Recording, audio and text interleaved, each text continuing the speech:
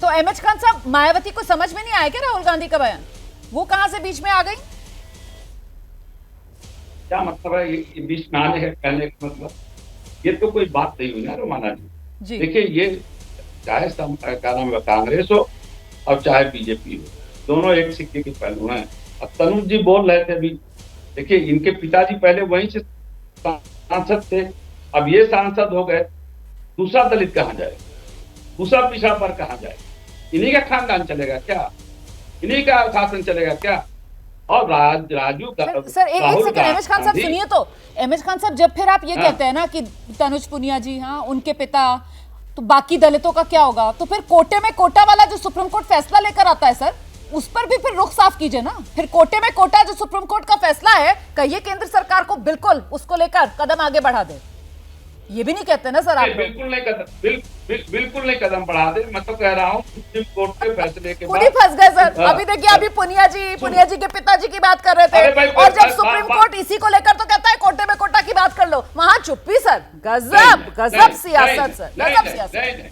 Supreme court जो बातें कहे कि सारी बातों को मानने के लिए बाध्य नहीं है माना जी। ना हम तो अपनी सियासत चमकाने के लिए बस बाध्य हैं, हम कोई सुप्रीम कोर्ट की बात मानने के लिए बाध्य थोड़ी है। सही कह रहे हैं सर, बात नहीं, कोई बात नहीं है, सुप्रीम कोर्ट की बात नहीं, कोई बात नहीं। अपनी आवाज उठा सकता, अपनी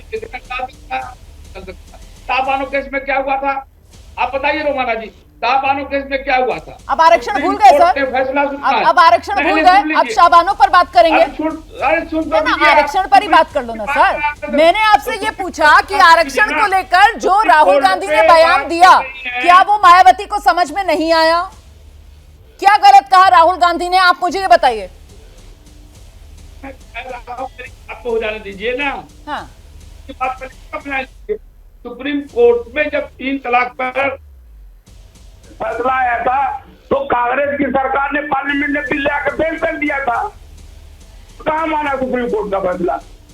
अभी ये कांग्रेस हो या चाहे बीजेपी हो, ये दोनों एक पहलू मैंने कह दिया, और ये दोनों दलित मुस्लिम बैकवर्ड विरोधी हैं। ये नहीं, आज बताइए केंद्र में कौन सा मंत्री है मुसलमान? एक बार बताइए, केंद्र में कितने लोगों को टिकट दिया मुसलमानों को? बताएंगे? ये नहीं बता पाएंगे। अब कहेंगे जीत नहीं पाएंगे इसलिए हार जाते हैं। तो क्या 503 सीटों पर ये जीत गए? क्या नहीं जीत पाए? आप एक सीट देते, रामपुर से नकवी साहब जीते थे, उसके बाद आपने पूरे केंद्र के अब आपने सवाल उठाई दिया तो मैं एक छोटा सा जवाब लेती हूँ गुरु प्रकाश पासवान से। गुरु प्रकाश पासवान जी, अभी आप मुझे बता रहे थे एससी एसटी ओबीसी को कितना पॉलिटिकल रिप्रेजेंटेशन बीजेपी की तरफ से दिया गया। तो जब political representation SC ST OBC के लिए जरूरी है, बीजेपी इस बात को समझती है, तो फिर सर इस देश की वो मुस्लिम आबादी करीब 14-15% तो मानेंगे ना है, उसको पॉलिटिकल रिप्रेजेंटेशन की जरूरत नहीं है? वहां पर विनेबिलिटी आ जाती है।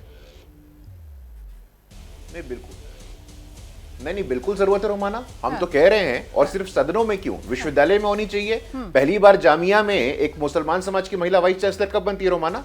जामिया मिलिया विश्वविद्यालय केंद्रीय प्रतिष्ठित विश्वविद्यालय है, इतना साल लग गया। एक मुसलमान समाज की महिला कहां वीसी बनती थी? पहली बार बनी है। आप आगे आइए उत्तर प्रदेश में, और पसमंदा मुसलमान की बात क्यों ना? अलीगढ़ मुस्लिम यूनिवर्सिटी के बारे में भी तो बताइए, वहां पर भी मुस्लिम महिला वीसी बनी है। दानिश रिजवान, अरे अब रोमाना, अब रमाना आपने पूछा है तो मैं जवाब पूरा कर रहा था। जी, मैं बता रहा हूं ना आपको। आप दानिश रिजवान अंसारी को भूल जाती हैं, की बात कर रही हूं, जिसका एमएच खान साहब सवाल उठा रहे थे। नहीं तो मैं उसी पे आ रहा हूं। पॉलिटिकल रिप्रेजेंटेशन हो, यूनिवर्सिटी रिप्रेजेंटेशन हो, हर जगह रिप्रेजेंटेशन हो। दानिश अंसारी उत्तर प्रदेश में मंत्री है कि नहीं है?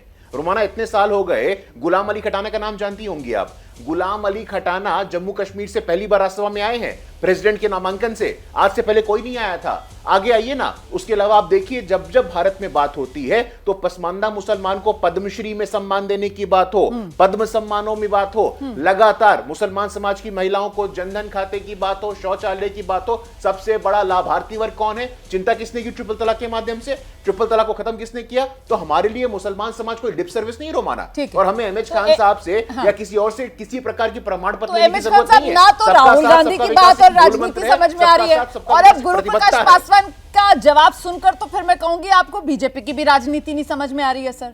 तभी आपने ये सवाल बीजेपी से पूछ लिया। गिना दिया उन्होंने इतने नाम। जी आइए। हमारा जी उत्तर प्रदेश की यूनिवर्सिटी में किसी विश्वविद्यालय में कोई चेयरमैन नहीं मुसलमान है। दूसरी बात ये कि ये बात नहीं मुसलमानों को पसमानदा कर रहे हैं। आपने क्या कहा सर, दोबारा बोलिए। आपने क्या कहा सर, दोबारा बोलिए, मैं आपकी पहली बात समझ नहीं पाई। उत्तर प्रदेश में क्या?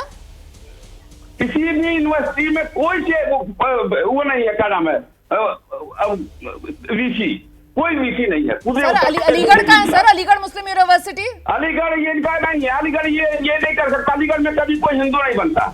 अच्छा, आप बताइए यहाँ पूरे हिंदू, पूरे उत्तर प्रदेश में अच्छा, एक अलीगढ़ को छोड़िए, ये तो हमेशा मुसलमान ही बैठता। वो सेंट्रल यूनिवर्सिटी। दूसरी बात ये कि ये कह रहे हैं ये आपको हमको बांटना चाहते हैं। गुरु प्रसाद जी के पसमानदा मुसलमान, ये मुसलमान तो मुसलमान होता है। कौन सा पसमानदा होता? पसमानदा वो होता है जिसके पास पैसे नहीं, कौड़ी नहीं, घर नहीं, साहब वैसे हम आरक्षण को लेकर चर्चा करने के लिए आए थे यहाँ पर। राहुल गांधी के बयान पर हम यहाँ पर चर्चा करने के लिए बैठे थे।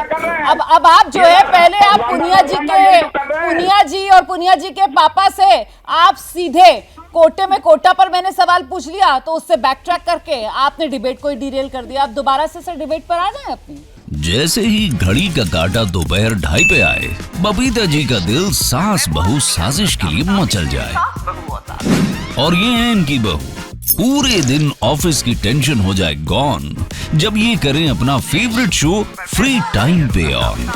इनकी तरह आप भी देखिए अपना फेवरेट शो अपने टाइम पर और डाउनलोड कीजिए एबीपी लाइव ऐप अपने स्मार्ट टीवी पर।